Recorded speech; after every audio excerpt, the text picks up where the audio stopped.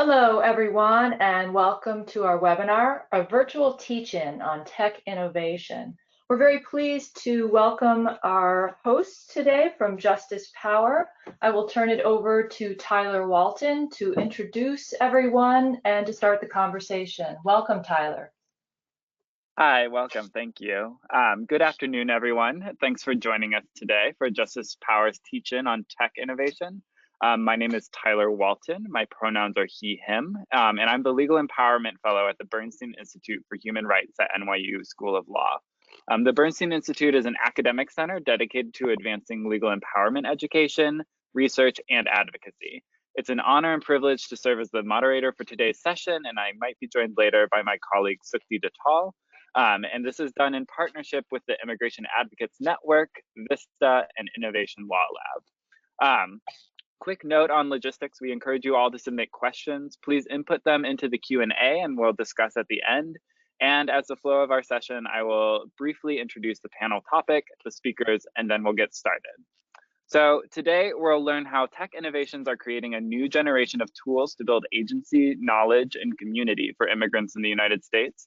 Our panelists will share insights on their legal empowerment tools and how they increase access to essential resources and legal support for immigrants. Speakers will also reflect on the challenges and opportunities of using technology and co-designing tools directly with communities, organizers, and advocates.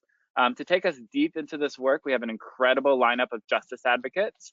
We have Michele Pistone. Michele is a professor of law and directs and teaches the Clinic for Asylum, Refugee, and Immigrant Services at Villanova University. She founded the law school's in-house clinical program, which she built and directed for 9 years. And drawing on her over 20 years of experience educating law students on immigration and refugee law, and a keen interest in how learning happens. Michele designed and created the first ever online certificate program to train immigrant advocates, VIISTA, which stands for the Villanova Interdisciplinary Immigration Studies Training for Advocates. We'll learn more about today. Mary Ann McLean is an inaugural student of the VIISTA program. Mary Ann has a passion and interest in the law and comes to the VIISTA program by way of doing accompaniment work. Upon completion of the program, she plans to request full accreditation from the DOJ and get to work in her local community in Pennsylvania, a city with currently no pro bono or low bono legal clinics for immigrants. From Innovation Law Lab, we have Ariel Prado, who's the Defend Asylum Program Director, and Ian Philabaum, who's the Program Director at Law Lab. And then from the Immigration Advocates Network, we have Jillian Jin and Pat Malone. So they have a ton of great stuff. We're going to start with a 10-minute presentation from each of the organizations, and then we'll go into a Q&A and a discussion after. So with that, I will turn it over to our first presenters. Hi, everyone. I'm Michele Pistone, and I'm here to talk about a program that I developed at VIISTA. But before I do that, I just wanted to talk for a minute about legal empowerment and justice power. Legal empowerment is really designed, the concept is about getting information to communities so that they can be active in their own legal representation and have access to information about legal issues. And so Justice Power, which is the focus of the work at the Bernstein Center, is about creating a network of organizations and lawyers who are engaged in this work in terms of advancing community advocacy for immigration.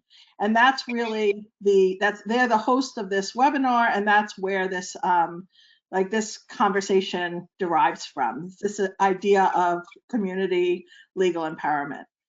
So with that as an overview, let me talk a little bit about VIISTA itself. So VIISTA is a certificate program that is run out of Villanova University, and it refers to the Villanova Interdisciplinary Immigration Studies Training for Advocates. The website, if you want to learn more about it, is immigrantadvocate.villanova.edu. So basically what I'm doing through VIISTA, and we can go to the next slide, is I'm trying to use technology as a way to bridge the gap between all the people in the community who need access to legal information And then all these passionate champions for justice, for immigrant justice, who want to put their passion to work in order to help immigrant families. And I find that technology is a great way to create a scalable educational program. So VIISTA is an online, 100% online, asynchronous training program to train immigrant advocates, accredited representatives, who would be able to provide legal services to immigrants. So as we all know, the regulations in the code provide for authorization to accredited representatives who work for recognized organizations. So organizations that have been recognized by the DOJ as providing low cost legal services. Those organizations are authorized to employ accredited representatives to provide limited legal services.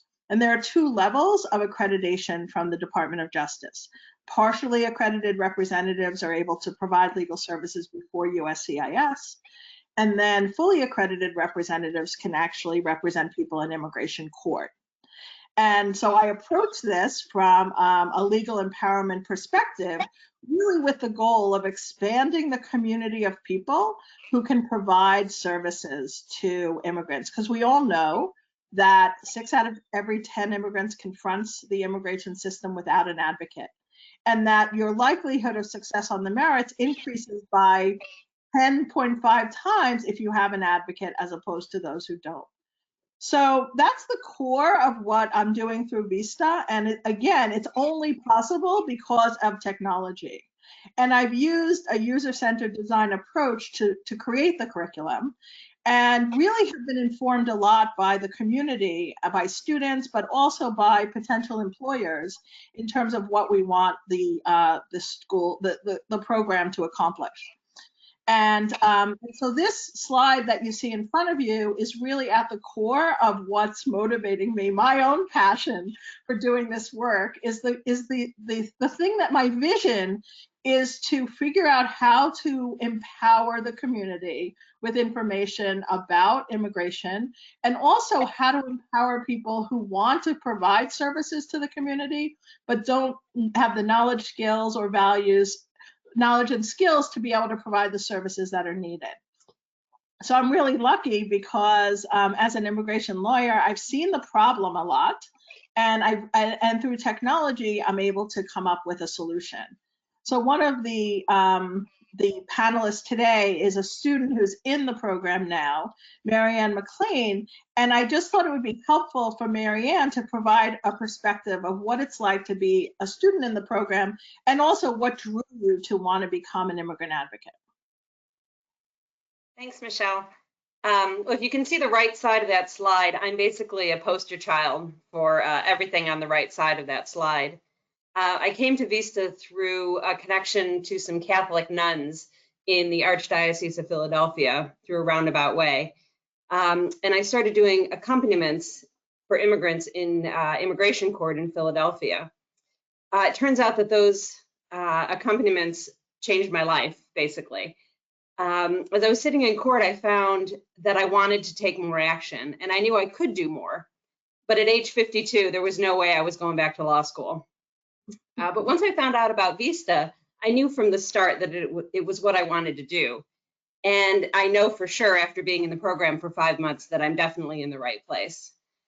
This program is cost effective and a relatively fast way to get a person on the way to making a meaningful impact in their community. I just want to make 3 quick points about the program. 1, VIISTA is terrific because it's technology driven and it was designed with remote learning in mind. It wasn't like my kids' schools that had to figure out how to do remote learning on the fly last March. I can't speak for my classmates, but the ramp up to remote learning was not at all hard for a person who, like me, had not been in a traditional classroom for 30 or more years. Secondly, I was a little worried about not feeling connected to the program and the people in the program, given its remote nature. It's to Michelle's credit that despite the distance, my classmates and I have been able to build a supportive and caring community with people we've never met.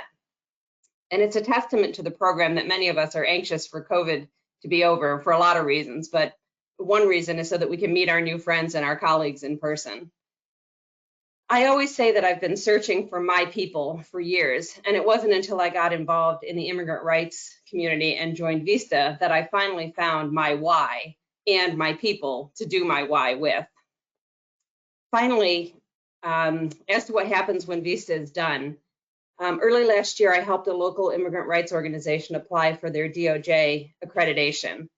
My plan is to get my application for partial accreditation, as Michele alluded to, done as soon as possible so I can start working right away after I finish Module 2 coming up in late April. After that, I'll finish Module 3, and then I'll continue to work in this local organization. Since this organization I work with is the only low-cost or no-cost legal clinic for immigrants in Bucks County, Pennsylvania, I think we're going to be very busy with all the changes that are going to come quickly down the pike with this new administration. I know Michele's goal is to grow this program to accommodate the significant need that currently exists and the need that's absolutely going to grow by exponentially. If the phrases on the right hand of this slide describe you at all, I encourage you to investigate VIISTA. I don't think you'll regret it, and I suspect you'll find, like I have, that this program can help you put your beliefs and your values into practice in a truly tangible way to make a significant difference in people's lives. That's great. Thank you, Marianne. And if we can go to the next slide, I can give you a little bit of an overview of what we've done, again, through technology, to be able to create a curriculum that's very holistic. So oftentimes when we're students in educational programs, we learn all these course topics individually. So as a law professor, I know that students in law school take a course in immigration law, a separate course in interviewing and counseling, another course in research process, in case planning, in trial advocacy. Those are all individual courses in a traditional educational program. What I was able to do through technology is to connect those dots for people. So as a student in a traditional program, you're taking these individual courses, and then it's up to the student to figure out how all of that fits together and how that all works in the context of a particular area of law. But what we've done through VIISTA, as I said, is to connect the dots for you. So we've created educational programs and learning activities that connect, that include material from several of these course topics. So one example is interviewing, one of the first exercises that students do in the program. And it's very active. There's a lot of active learning activities. I'm a clinician in my work at Villanova, and I really believe strongly that people learn through actually putting their learning to work, through using it and applying it. So one of the first activities that students do in the curriculum is to learn the skill of interviewing, and they interview a family member or a friend about the person's religious traditions or cultural practice. And so in that one exercise, students they're doing interviewing and counseling. They plan for the interview before they conduct it, so they do a little bit of case planning. The interview itself is about either a religious tradition or a cultural practice, so you're learning a little bit about cross-cultural understanding and a little bit about the stranger in history and religious tradition. And you also have to write a case plan at the beginning, and at the end, write a summary a memo to the file summarizing the interview. So you get in the habit of creating, both in terms of professional development, creating processes that you'll follow as an advocate, as an accredited representative, but you're also enhancing your writing skills. So in that one activity, you can see how so many of these topics are combined and touch that one activity. And that's really how the entire curriculum has been designed. And again, because I'm using technology, I was able to involve a lot of consultants in the process of creating the curriculum. So I worked with, for example, a colleague who teaches history at Villanova. And so she was able to give me suggestions on how to teach about immigration history. And there was another professor who runs our cultural studies department. So she gave me feedback on how to teach about cross-cultural understanding. And then when we got to the part of the curriculum about immigration law and practice, we were able to involve a lot of experts from around the country. So experts from KIND, Kids in Need of Defense, from Immigrant Justice Corps, retired immigration judges, lawyers, an expert in trial advocacy, were all involved in consulting with me on building the curriculum. And again, that's possible because we're using technology, and we were able to make videos and involve people in various ways in the design of the curriculum. So the next slide talks a little bit about some of the other types of students who are taking the program. And I've been really excited to see how much interest there is in this program. It just launched. It launched in August, and we already have 114 students enrolled in the program. So just imagine that in 1 year, we'll have 114 new accredited people who could apply for accredited representative status at the Department of Justice. If each of those people only helped one family a month, like, think of the impact of thousands of families that could be helped by the work through this technology-based educational program. So we have students in the program from social work, like people who already work with immigrants, like Erin, who's 40, and she works with immigrants in her own work, but she works in the educational, in education, and she says, many of my students were undocumented. I'd love to be able to support them with a base of information. There are lots of other teachers like me. We all feel helpless. What can we do? So they came to VIISTA because they want to teach me so I can counsel my students, my clients, my customers, or my patients. Another student in the program is Adam, who's a recent college grad. He did a Fulbright scholarship in Brazil after he graduated from Villanova, actually. And he said, I'm pissed off. This immigration system needs to change, and I need to help change it.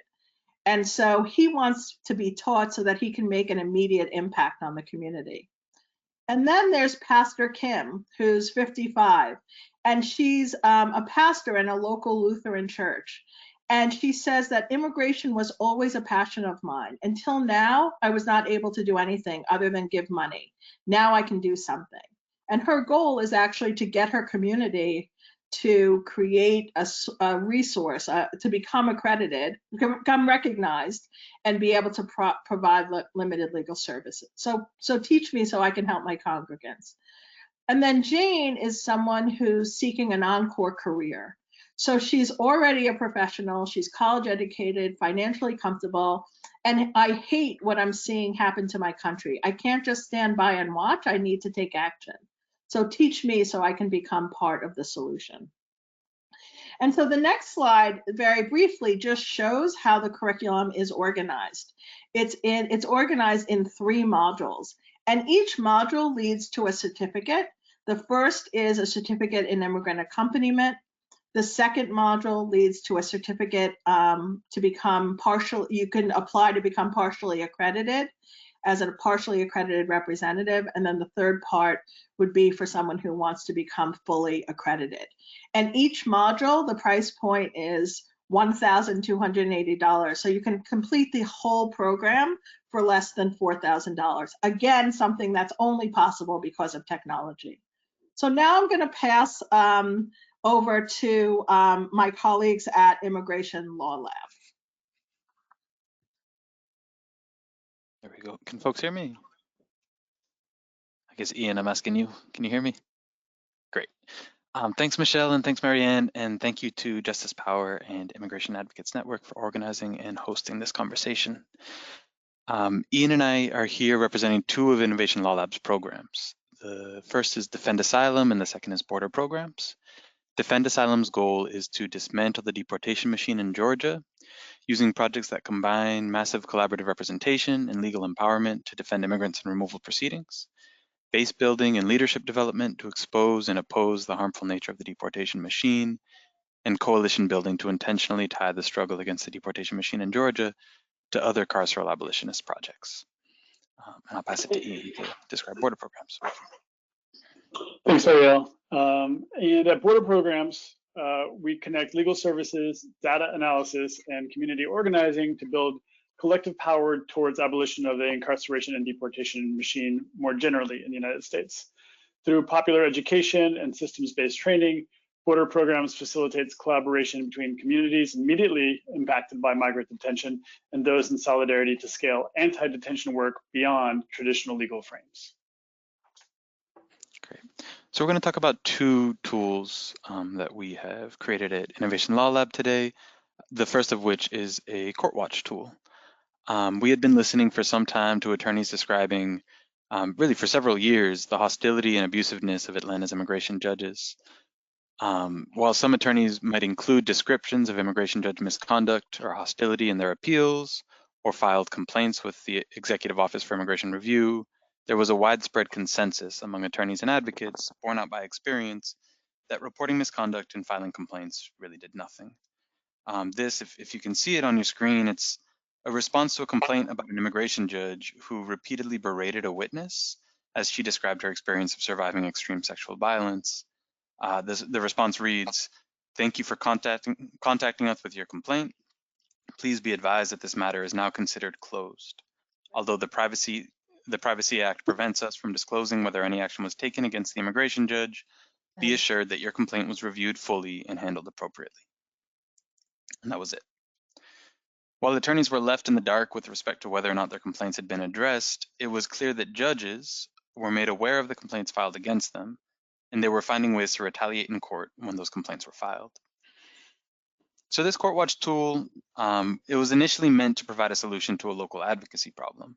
Atlanta's judges were blatantly misogynist and victim blaming, and the systems in place to report their misconduct were beyond useless. The initial thought was to create a mechanism for reporting immigration judge misconduct that was independent of the OIR, of the Executive Office for Immigration Review, to empower advocates in the community to observe and collect data in immigration court, and publicly call out any abuses of power, while simultaneously shielding attorneys and their clients from retaliation. So on the next slide, there's a few screenshots of the tool in its current state. My temptation is to start with all the ways it should be better, but I'm going to do my best to just describe the way it works without editorializing. Full transparency, I have a script to help me do that, and save some of those thoughts for the Q&A. So I'm not sure if we've moved to the next slide just yet. Perfect. So the tool allows users to upload court watch training materials that are sorted by team but visible to all users. This slide's a little bit confusing, but I think if you click twice, we'll get to, and one more time, please. Perfect. So up to now, there are 5 different forms for observers to use, depending on the types of hearings they'll be observing, their level of experience, and the intended focus of their court watch session. If you wouldn't mind clicking for the next image.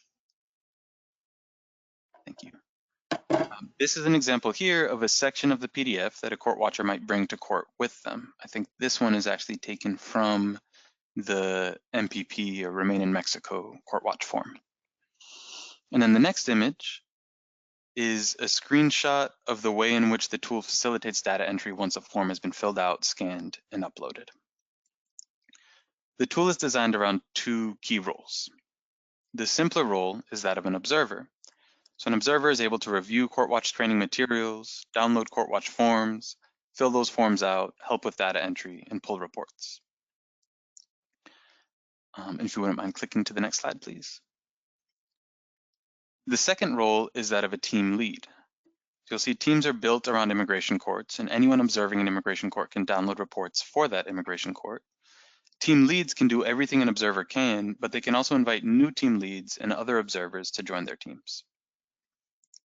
So I might be pushing my time. I just want to mention that there are at least 2 things I'm reflecting on now as we consider a possible second iteration of this tool. The first is that we designed the tool around the experiences and needs of advocates, as opposed to those most directly impacted by immigration court proceedings. And we found that meeting the needs of advocates did not necessarily directly address the most significant harms that immigration courts produce, namely detention and deportation. While there is obviously considerable overlap, that design process, I think, left us with some blind spots that we're kind of reconsidering. And the second, I think, is that we tried to make the tool do a little bit too much in its first iteration by trying to make it work for too many different models of court watch projects. There is a guide put together by the Community Justice Exchange, or a resource. It's called So You Want to Court Watch. And in it, they describe kind of different models for court watch. As we were creating the tool, and specifically the forms that we thought maybe it would be useful for, we thought that maybe it would be useful for folks in other jurisdictions. And so we started reaching out to advocates and court observers elsewhere to hear about their experiences and to ask whether a tool like the one we were building might meet their needs. And in doing so, we drifted from developing a tool to capture immigration judge misconduct that was inappropriate according to the rules set forth by EOIR and the Department of Justice. We drifted towards capturing information that might be useful in telling other stories and supporting a variety of campaigns, and attempted to create a tool that might straddle at least 5 of the models that Community Justice Exchange describes in the resource, in the So You Want to Court Watch document. And so as we're thinking about it, just reflecting on the design process, thinking about whether we tried to do a little bit too much with this tool at the outset and how we might refine it a little bit going forward. So that's it for now. I'm going to pass the mic to Ian, who's going to talk about another Law Lab tool. Thanks, Ariel. So I'm here to tell you a bit about a tool called Caja Fuerte. Caja Fuerte is a tool that Law Lab developed as a result of needs identified by asylum seekers through our work in ICE detention centers and along the US-Mexico border. In both scenarios, we found that asylum seekers' documents are stolen and or lost between the point of leaving their home and arriving to a safe space in the United States. While in transit, the integrity of documents relative to a migrant situation may be harmed by theft and or general conditions at any point during transit. Additionally, as many of us know, documents are often confiscated by government officials from one or more countries, never to be returned. So use case example, an asylum seeker arrives at a US port of entry to request asylum and has their belongings taken from them while they're held in secondary inspection and subsequently sent to an immigration detention facility. By the time the asylum seeker's belongings are returned to them, they're only given some of their documents, if any. And what documentation that they may have is that which is deemed necessary and or appropriate by ICE officials who are poorly trained on the law and historically have demonstrated a lack of concern for the outcome of an asylum seeker's immigration case. If their documents have been stored digitally in a safe place, they could share access to the digital location to multiple advocates, including family members and or legal assistance providers. And so the goal of Caja Fuerte is to create a tool that first safely stores documentation in a confidential location that can be easily accessed from anywhere by anyone who has the access permissions. 2, educates asylum seekers as to the relevance and use of documentation in their legal case. And 3, further connects an asylum seeker's case to more advocates, be it legal service providers or other types of community members. Next slide, please. Law Lab successfully launched Caja Fuerte in Tijuana, Mexico with Al Otro Lado in 2018, through which over 7,000 individuals have now uploaded and safely stored their documentation using this technology. Some success stories include legal advocates working in detention centers accessing documentation through Caja Fuerte that have been pivotal in both getting people released from detention and ultimately winning on the merits of their asylum claims. And in addition to document storage, Caja Fuerte also offers the option of serving as an appendage to Law Lab's case management software, by which documentation is securely uploaded to a person's confidential legal case record, in addition to being made available in the form of digital storage for the asylum seeker themselves. Now, I just want to run through the user interface very quickly, just so you see how simple this is and how it is actually designed to meet the needs in the space where an asylum seeker would be using this tool. So first, I'm just going to see exactly what the initial page of data entry looks like. So this is allowing for ease of use via a computer, tablet, or a cell phone, wherever you have internet access. Next slide, please. Minimal data is required to create one's own digital data archive: a name, a date of birth, gender, and a unique PIN number that they create on site in real time. Next slide. They upload all documents that they would like to safely store and get confirmation that that has been accomplished. Next slide. And then they receive a personalized record number for their own unique access, which they can safely store themselves, that they can share with persons of confidence, and or they can memorize depending on their situation. Next slide. In order to retrieve the documents, the instructions are simple. You go to the specified website and you enter the record number, your date of birth, and your own unique PIN number that you created. Next slide. And then you have easy access to all of the documents that you uploaded to your own personalized account. Next slide. So reflecting upon what Caja Fuerte has been able to successfully accomplish as a tool in terms of being a legal empowerment tool and allowing people to engage in the process of both knowing, using, and shaping the law, it effectively has performed its function in both the know and use scenarios. Shaping the law has been a little bit more complicated. And a couple of reflections that we've had is that by trying to solve for one black box, which is DHS custody, the second black box has effectively been created. As advocates rarely remain in communication with all persons that they would give access to Caja Fuerte, there is little opportunity for a feedback loop to evaluate the efficacy of the tool and to iterate based on the experiences of the asylum seekers themselves that use the tool.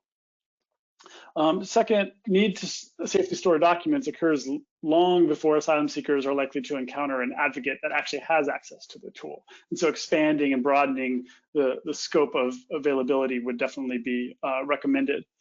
And additionally, access to documents in Caja Fuerte for persons in ICE custody requires support from a person of great confidence that is not in detention, that has access to internet and also has some type of orientation as to what use of the tool looks like. And so broadening that training about the tool, the use of the documents, and when and why to apply them would certainly be an effective next iteration that we would like to see Caja Fuerte take in its future applications. Next slide. So we want to thank you for giving us the opportunity to give these brief demonstrations of these two tools that Innovation Law Lab has produced through our work. To learn more about CourtWatch, here is an actual About website where you can go and look at it. And for any information more specifically, you can direct questions about CourtWatch to Ariel or about Caja Fuerte to myself. Thank you very much, and I will now pass the mic. For the next part of the presentation, we're going to hear from my colleague Jillian Jin at Immigration Advocates Network and Pro Bono Net to talk about some of our projects, and then we will circle back for a discussion. With that, I turn it over to you. Hi, everyone. I'm really excited to talk about 4 of our projects that have been launched through Pro Bono Net and Immigration Advocates Network. The 4 that I'm going to be talking about today specifically are lawhelp.org, Law Help Interactive, Citizenship Works, and IMMI. All these projects not only empower people to solve their own legal problems, but also provide them with the opportunity to understand and learn more about the laws and systems that impact their day-to-day lives. And just some context, I'm going to go into each project more in depth as each slide goes on, but Pro Bono Net first launched lawhelp.org, and then later on Law Help Interactive.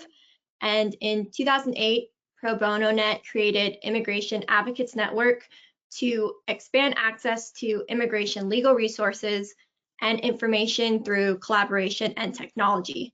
And through that project, they created Citizenship Works and IMMI. Next slide, please. So Citizenship Works offers a safe and user-friendly mobile responsive interface that simplifies the form to apply for U.S. citizenship. And what this looks like on the site is that someone will be pre-screened for eligibility. They will then create an account that will allow them to complete the application online. And what's great about this is that at any time, they can connect with a legal partner to review their documents. And what's empowering about this is that applicants are a part of the citizenship process. They are not only completing their form on their own, but also informing themselves of any potential issues with their documents.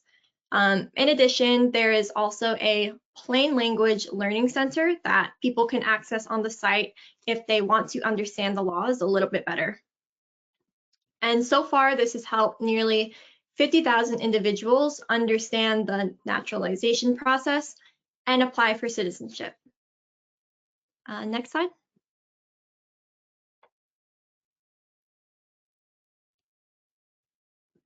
The next project is IMMI, and IMMI was created by Immigration Advocates Network, Immigrant Legal Resource Center, and Pro Bono Net.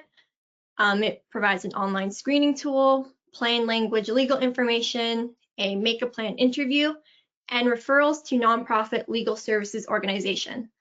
And this online screening tool is basically a 10 to 30-minute interview that will give a person personalized results that explain your immigration options. There is also a legal help section on the page as well that consists of a network of over 1,000 nonprofits that can assist for free or at low cost. In addition, there is also a learning center here that has plain language legal information on topics such as know your rights, the different types of immigration status, enforcement, news, and many more. Lastly, there is a make a plan interview, and that provides steps that you can take in case of an encounter with immigration enforcement. So IMMI is a great way for immigrants to understand their rights, explore their own immigration options, make plans, and even manage their property, debts, and accounts on their own. Next slide, please. So Law Help is a program of Pro Bono Net. It is an online resource that helps people find local legal aid programs, answers to questions about legal rights, court information, self-help tools, and more. It was developed and is maintained by Pro Bono Net in partnership with hundreds of nonprofit legal aid pro bono court-based programs and libraries across the country. It's important to note there's also a Spanish version that was launched in 2012.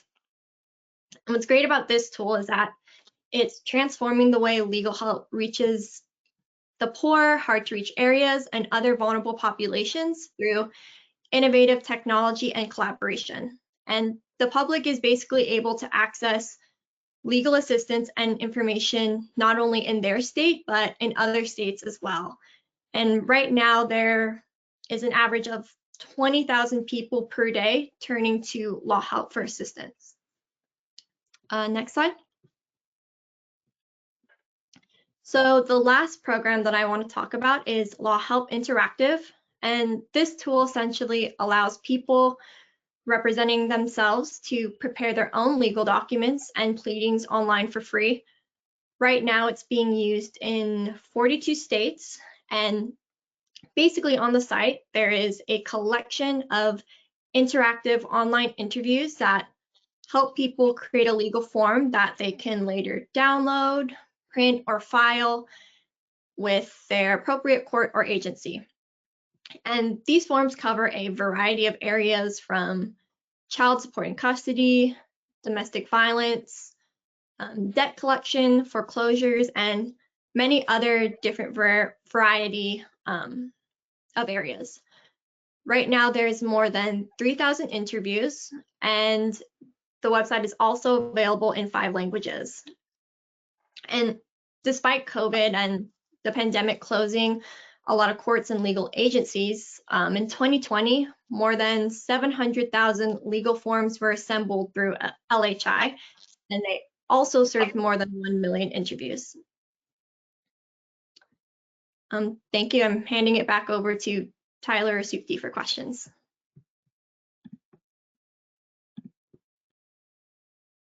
Excellent. Thank you so much to all of the panelists. So I just wanted to take a moment to think about the moment we are in right now. So Justice Power started a couple of years ago, looking at how the immigration space in the US was part of this larger global gap in justice for the 5 billion people living without meaningful access to justice. 2 years ago, we were putting out a lot of fires with an administration that had a lot of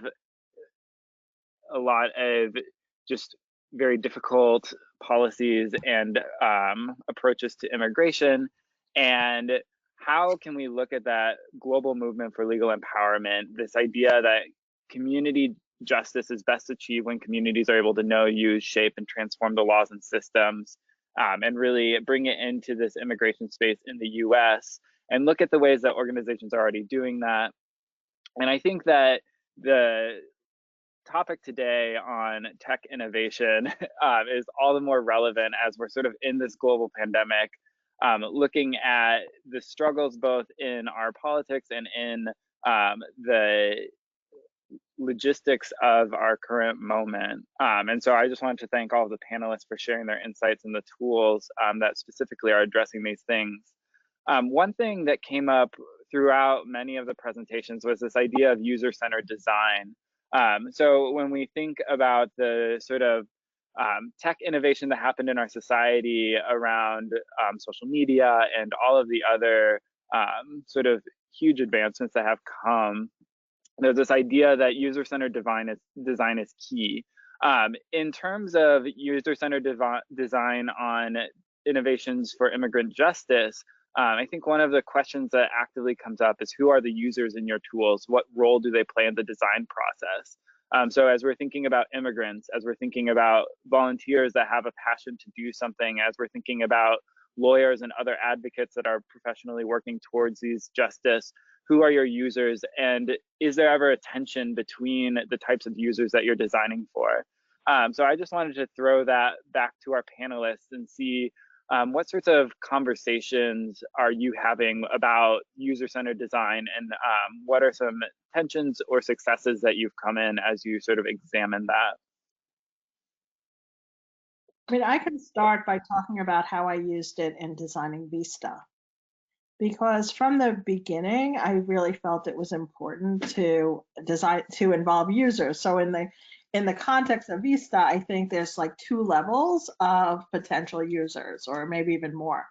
But one is students, and how to create an educational program that's really learner-centered. So it's not as much about what I, as a sage on the stage, teach, but making sure that students learn it. And I always think about teaching and learning as 2 separate verbs by 2 separate sets of actors. And oftentimes professors think that because they taught something, someone has learned it. But using a user-centered design approach, you can really think about creating an educational program from the perspective of the student. So the student is the user, and you're really trying to figure out how they learn best and how to give them access to the information that they need, but also give them feedback and assessment on what they're learning. And then we can do all of that through technology. So that's like one level of users. And I think the students in the context of VIISTA really range from students. I have one student right now who's a senior at Stanford University, and she's taking the program because she wants to become an immigration paralegal and eventually an immigration lawyer. And then on the other end of the spectrum, a user could be a retiree who's trying to come, who wants to use their golden years to make an impact on the community. And so that's one level of user. But then another level is employers and courts and the people and clients, right? Clients who are going to benefit from having an advocate. So right from the beginning of designing VIISTA, I was really fortunate because I got a grant from the MacArthur Foundation, and that allowed me to pull together stakeholders who could provide feedback on what competencies we wanted students to have when they graduate, and to kind of design the curriculum with the client, with the user in mind. So we designed it with the clients in mind, with the courts in mind, with the employers in mind. And that's, again, another example of user-centered design. So that's how we used it in VIISTA, and I'm sure there are other great models out there as well.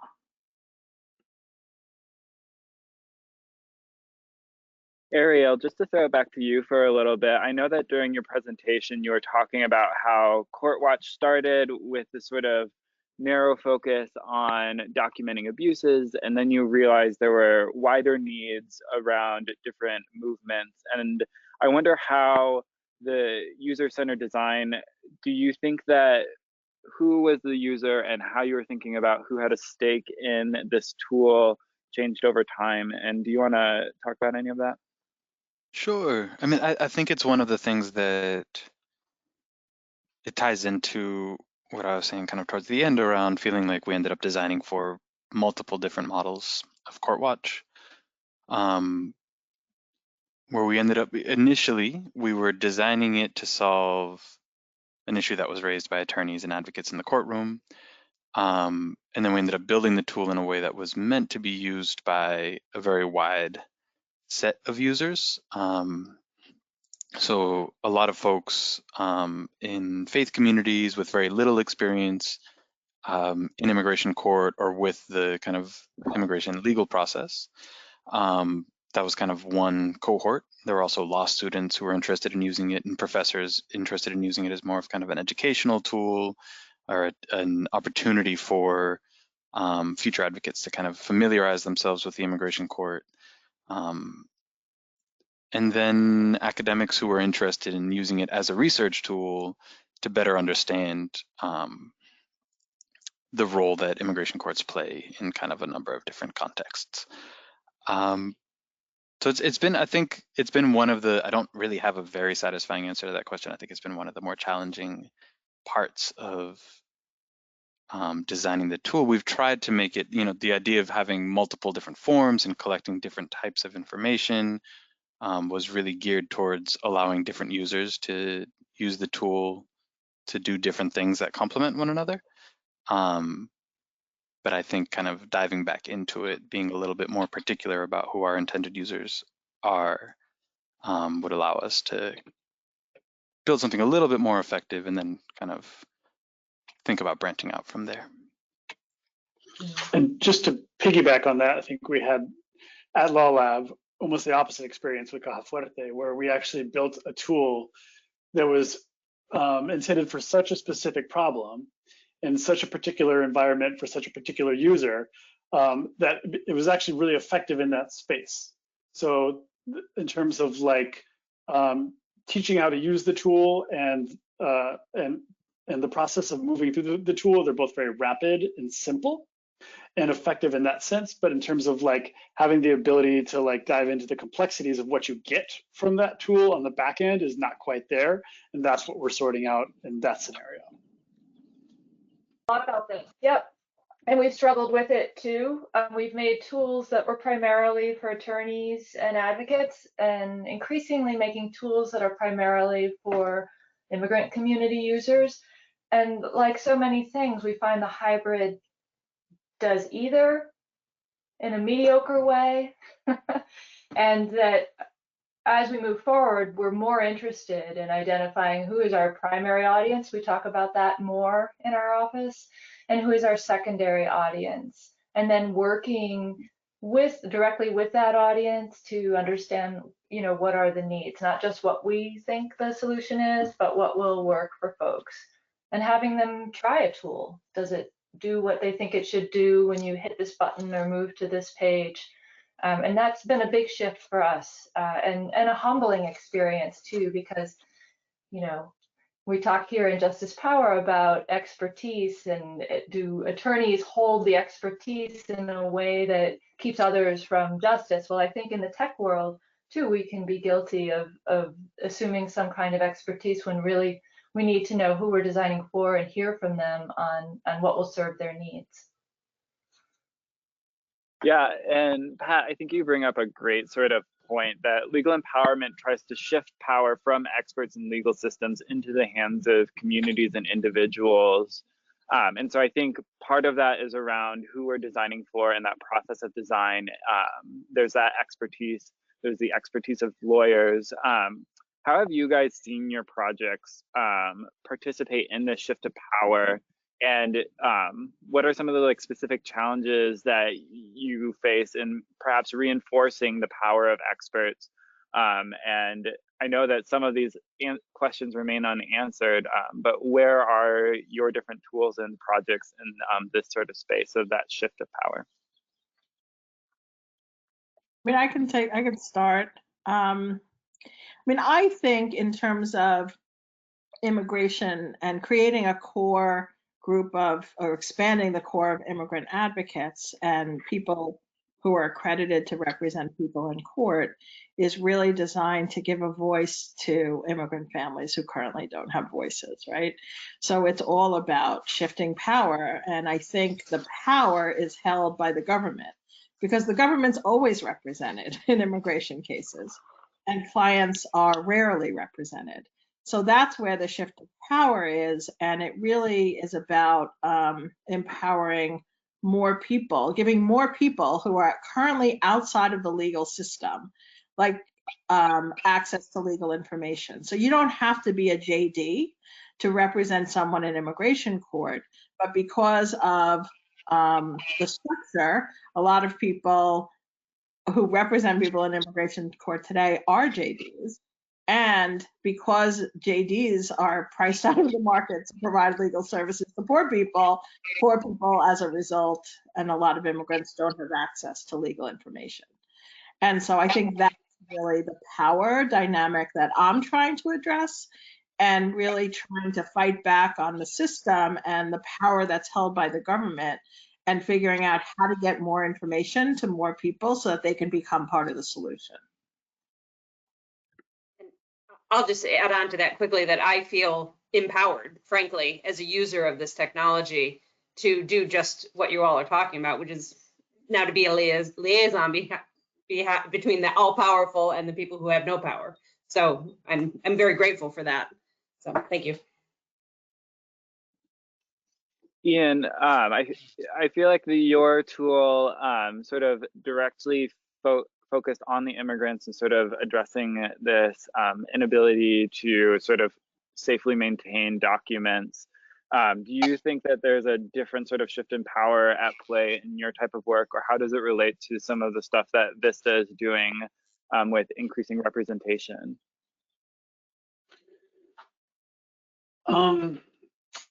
Good questions. The shift in power application of Caja Fuerte is more specifically on the side of the individual user and what power they might have access to in like their individual matter, which is obviously like of incredible importance. And so where the focus is kind of like an augmented know your rights situation, right? That actually comes with like a learning how to apply your knowledge in like a more physical sense with the documents as evidence, as a tool to advocate on your own behalf. It ultimately operates in somewhat of a silo. And so thinking about like what actual shifts of power look like, it requires both individual successes and then also a change in the balance. Ideally, like the like a healthy push away from imbalance, where the aggregate of all those individual successes change the nature of the problem in the first place.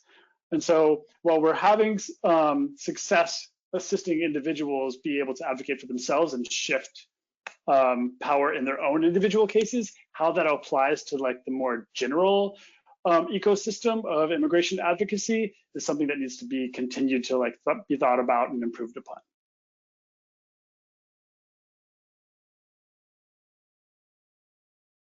And then Pat, did you have any other thoughts on this from the from any of you the tools that Ian and Pro Bono Net is putting together? Yeah, I would say we're trending toward focusing more on that community empowerment approach.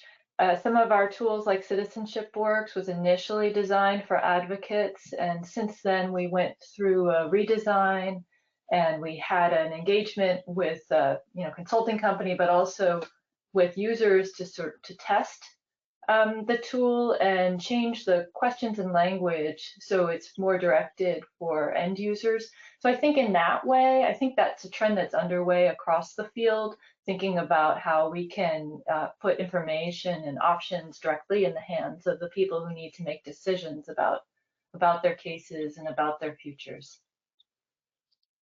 Great. And then I think one other sort of thing that gets brought up in this tech innovation space is this idea of scalability. And so we have, for instance, with Caja Fuerte, you've had several thousand people access it. When we're looking at the number of people crossing the border, what would it be able to scale up to reaching everyone at the US border or in more sort of migration spaces? And Michele, you already have over 100 people signed up for your course. So thinking through that idea of scalability, what sort of forward thinking do you have towards that? And have you faced any sort of issues with scalability already that you're thinking through or that you've had to overcome? So yeah, so I initially designed this program thinking about scale. And that's the beauty, frankly, of technology. And we see it in Ian's program, right? The fact that that they're able to create this technology that reaches 1,000 people is just amazing. And I think that's the value of having these kind of discussions, frankly, to like open our minds to ways to use technology and then the power that technology has to scale in terms of getting access, getting information to people in the community.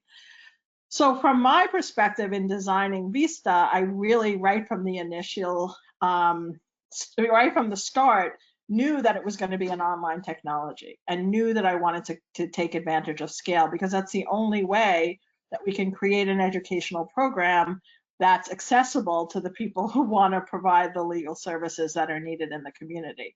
So at a price point that's, much lower than anything else offered at Villanova University, students can get a certificate and actually, be empowered to provide legal representation to immigrant communities. And I think that, in terms of challenges that we face, part of the challenges that we're facing with scaling is, it's growing very at a fast pace, which is wonderful.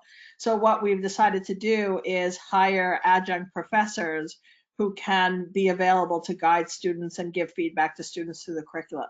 So at the beginning, it was just me, but now the numbers have gotten so big that we've expanded we've expanded the teaching team so that we can still give the personalized service that we think students need, and also be able to do it at scale. So that's like one reaction that we had to this tremendous growth, which is really incredible and exciting. I can talk a little bit about scaling as it relates to the CourtWatch tool too. One of the things that I am proud of in the design of it is kind of the decisions that we made around how people would be able to access data and how teams would grow, and how kind of centralized the control of both of those things, or diffuse the control of both of those things might be. And we really did decide to decentralize that as much as possible, I think. And so that kind of comes back to the two types of users I was describing. There's the team leads and then the observers. In the way that the teams are designed, so the teams are built around immigration courts. Anyone on a given team can see all of the others on that team, as well as the contact information that they've kind of added to their profile. So in part, kind of this notion that folks can identify who else is doing court observation at their local immigration court, contact them and collaborate if they want to.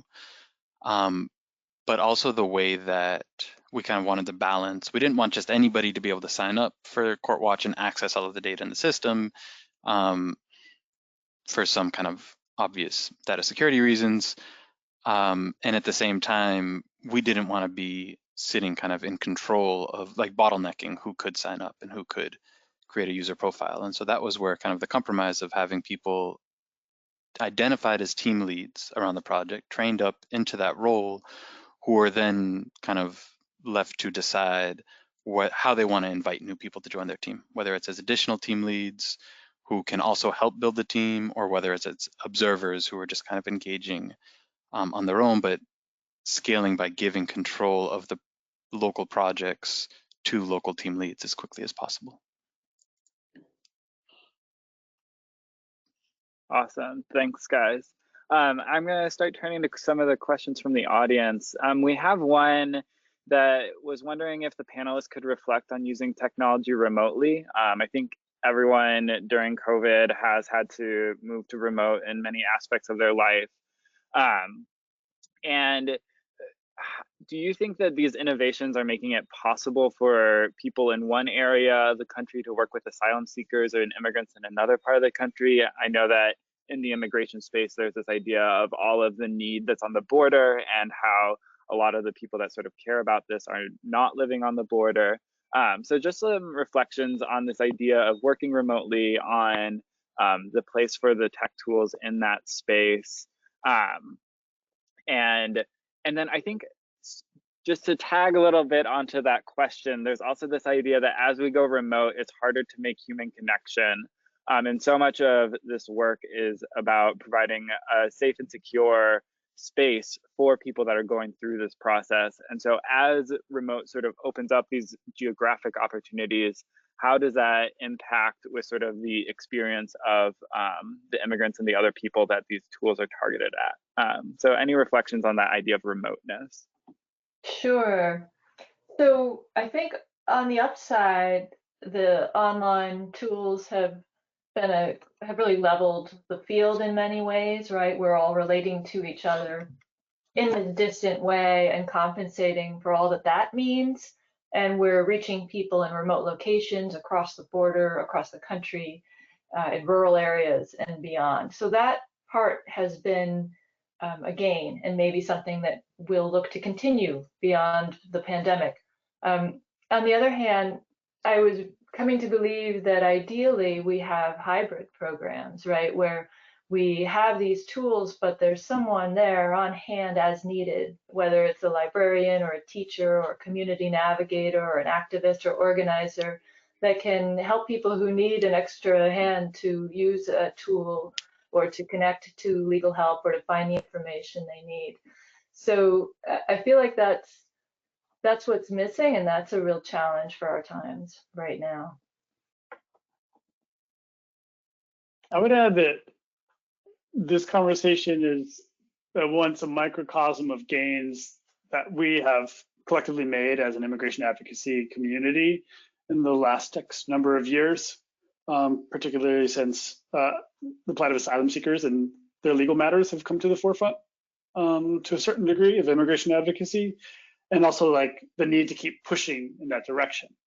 And so like the legal application and the particular skill set in this field regarding legal matters has become more interconnected.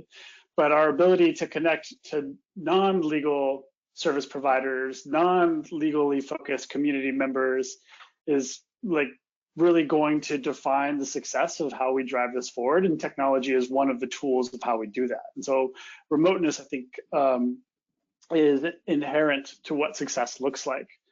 And that technology would allow those that are in the places working with people and that have built confidence and trust can remain in that role and not have to perform 17 other roles. And likewise, those that are in legal roles can stay there and not try to become like community organizers or healthcare professionals, can also be facilitated through technology and through the shared learning experience that we gain if we successfully implement our tools, implement our skills, and are able to share our reflections and iterate together on what the interconnectivity of all those actions looks like over time.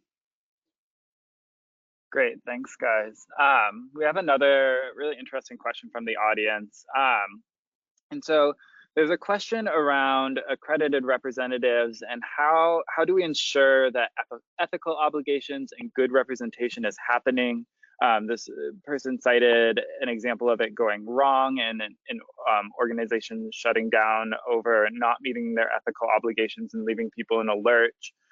So how do we sort of ensure that good representation is happening, that people are getting not only access to our tools, but that the tools are actually helping them. And one sort of caveat is, I think that this applies to accredited representatives, but I think this also applies to attorneys. I think sometimes attorneys can not live up to the sort of representation that their clients really deserve. But so opening up that sort of quality control question. So I'll take that since it deals with accredited representatives, and it's really a really important issue for me as someone designing a curriculum to train accredited reps, and has really, like from the beginning, been one of the core things that I've been focused on. So right from the first semester of the program that I developed, at least, and throughout the curriculum, I've included a lot of information within the curriculum itself about the accredited representation process, about getting accredited, about working with a recognized organization, and also about ethics. And so, like, from probably the first week of the program, we start talking about ethics, and ethics is really embedded in the entire curriculum. And part of it is because we want to create an ethos and a set of values that the students will follow in their career. And then we also included in the curriculum right from the very beginning an understanding of the local immigration ecosystem and professional development. So how can students, after they graduate from the program, get the jobs that we want them to get?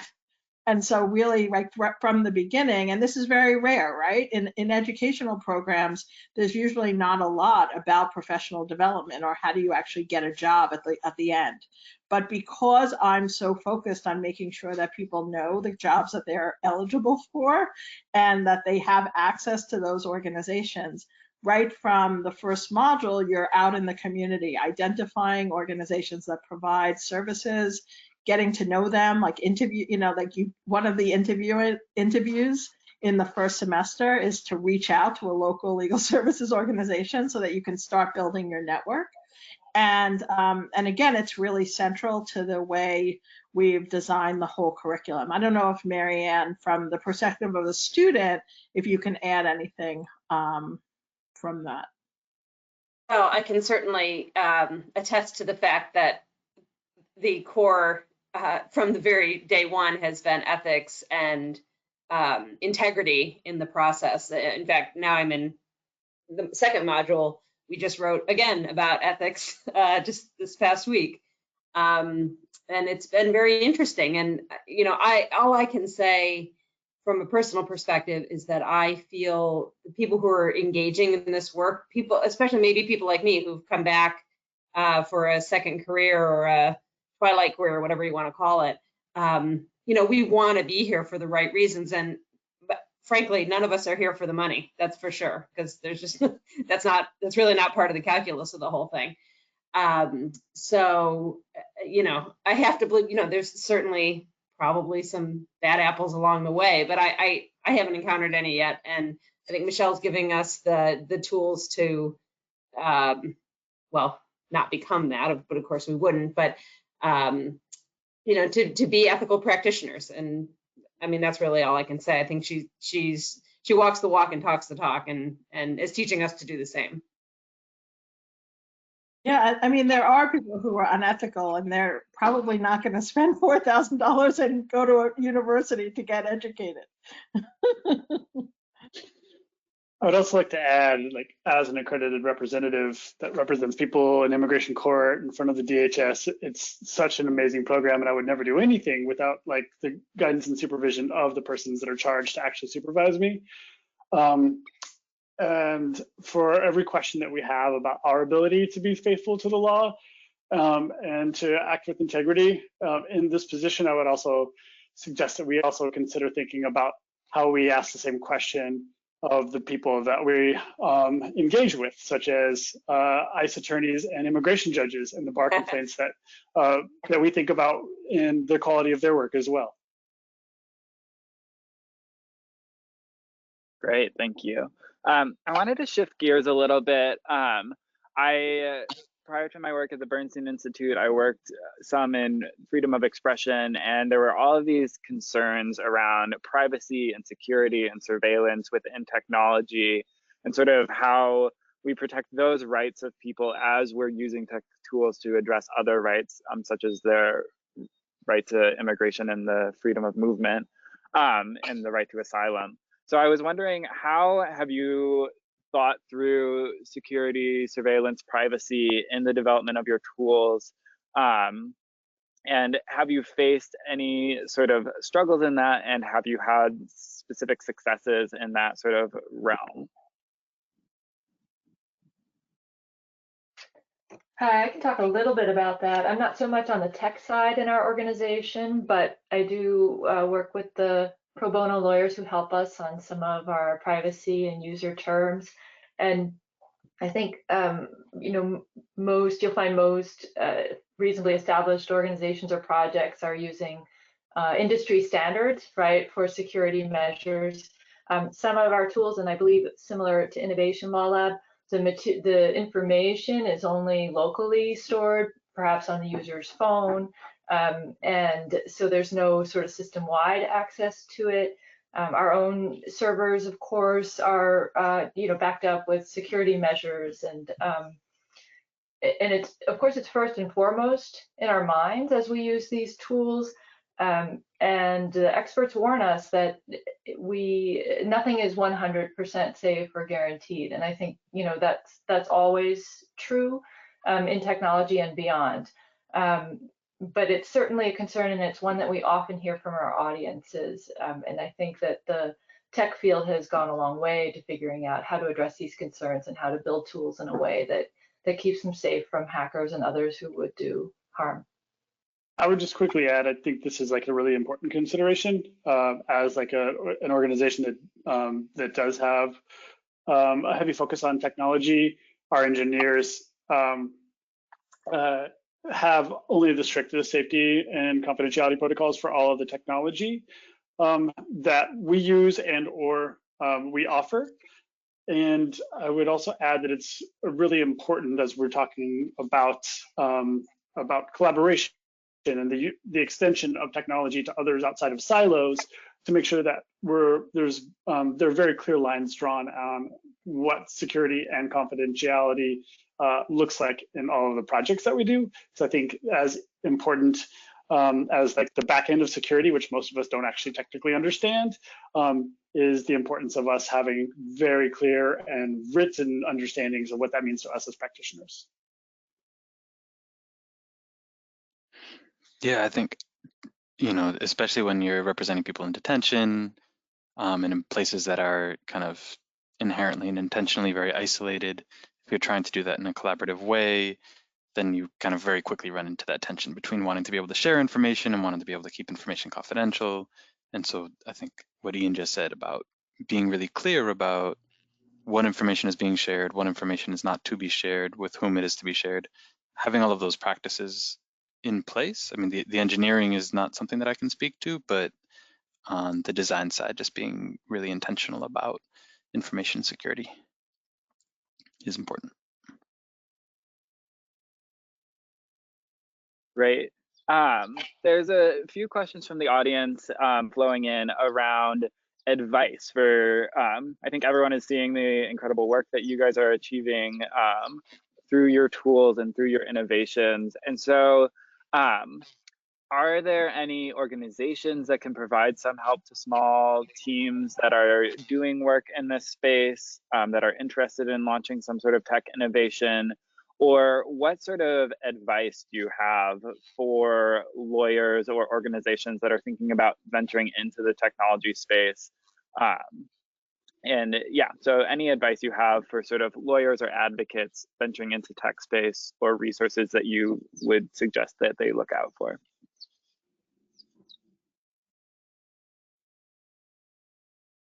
Sure. So for one, welcome, right? I think the more ideas that we bring to this sector, the better that we can serve the field and grow access to justice. I think it's helpful for tech innovators to map resources before they jump in. People often have good ideas on how to solve problems, but it's helpful for them to have context and to understand maybe where attempts have already been made, or there may be work underway, and which organizations might be most helpful to connect with. So that's what I would say to the tech folks. And to the legal side and others and nonprofits, this is a good way to start coming to trainings like this. There are tools that we're talking about here today that your organizations may use or access. At Immigration Advocates Network, we do trainings to bring on partners to use Citizenship Works, and our IMMI.org tool is open. Anybody can go to that website and answer these questions. They're all anonymous and safe, and that information's not stored. So you can also find these discrete tools and start small and take it from there. I mean, I can also talk to something that I'm not currently involved in, but CALI is an organization. It refers to Computer Aided Legal Instruction. So it's an organization that's like law schools are members of this organization, and they're working on helping law clinics create technologies that will expand access to justice. So it's possible that there might be a law school in your community that you could partner with to develop the technologies. I know that technology is an interesting and evolving area of study at law schools. So there might be some cool collaborations that could happen between your organization and a law school to create technologies that will help to support your clients. I would say if you're thinking about developing a tool, I think this is one of the things that the Immigration Advocates Network or Immigration Advocacy Network, Advocates, I always mess it up. I know it's one or the other, but I think they do really well in their tools, which is really breaking down kind of like being really clear about what the purpose of the tool is, being really clear about up to what point the tool can get you, and then naming some suggested next steps for the person using the tool. And then also being really clear about what information you're providing, like just kind of, there's a word for kind of the process of categorizing information, but being clear about what information is information you're providing, what information is information you're asking for, the reasons you're asking for the information as you're thinking through each stage of the tool. And if you can, it gets kind of nitty gritty, but if you can kind of think about it as data packets and like kind of define the purpose for each packet of information that you're either providing or asking for, I think it helps to scale up because you have a deeper understanding of kind of what the building blocks of your tool are, or the building blocks of the service you're providing. Thanks. And then I think one final question that I want to sort of turn to you guys is sort of a very practical, pragmatic one is, where do we get funding and what sort of sustainability is there on that aspect? So if you could talk about some of your strategies for maintaining this. Michele, I know you touched on this a couple of times, looking at both sort of affordability of your program, which I think is one of the main ways that sustainability is sort of baked into it, but issues around just where are the resources for this, and how, maybe to add a little nuance onto that, how do we prioritize the use of these resources? So if there's this limited sort of amount of funding within the immigration space, how do we justify using it on tech innovations, and sort of how should that impact the way that we prioritize the places that we're going with our work? So if anyone wants to talk about any of that. So I'd like to just kind of suggest that there might be sources, even outside of traditional funding sources for immigration, that are interested in technology and access to justice. So it might be that immigration isn't necessarily like the starting point for your grant request. It's more looking at organizations or foundations that are interested in social justice issues or social issues and technology, and they'll do it with you in the field of immigration. I think that if we start thinking about it that way, it opens our minds to additional sources for funding that's beyond just the traditional groups that provide resources for the immigration work.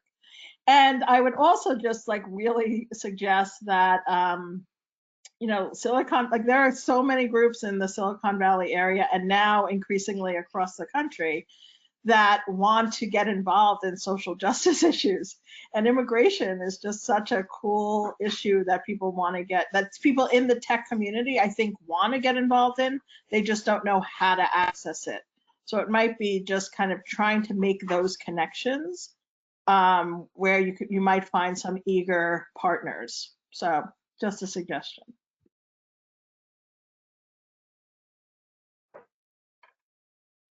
So we are primarily foundation funded, and like everyone, the foundations encourage us to find alternative ways to fund our work. So part of what we have been doing is trying some subscription services with partners as they join us, and we think about perhaps asking more for donations, which is one thing for using a citizenship tool, and another thing for waiting outside of the country and Remain in Mexico project, right?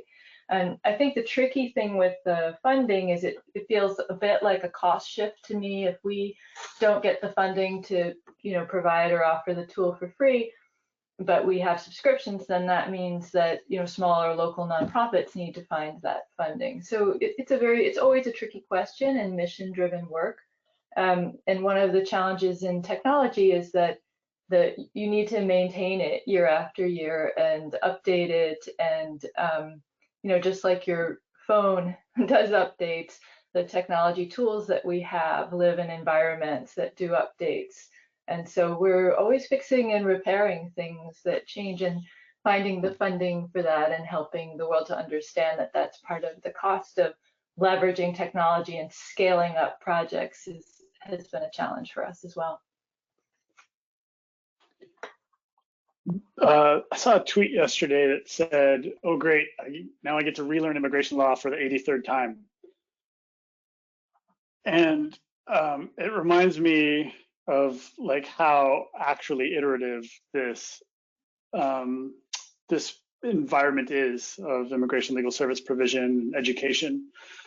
And so I think one of the challenges is, while there are lots of entities interested in investing in technology and infrastructure in the immigration space, there's a lot of thinking and from like a really big macro view of like these big fixed technology infrastructure projects and what those might look like. And by the time we've actually identified what the actual problem is that we're solving for, things have changed 17 times. And so really like building better relationships, I think, with like with innovators, technologists, and funders and service providers to have a better understanding of how things move in these two really, you know, unique worlds would be a helpful engagement.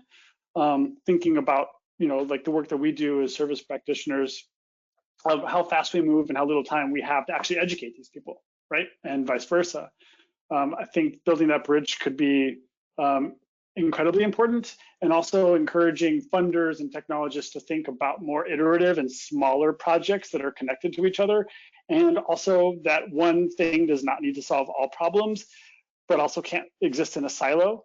So how can you build smaller term infrastructure and technology projects that can become more and better integrated with others would be some really critical questions to ask to make some improvements in that. In that.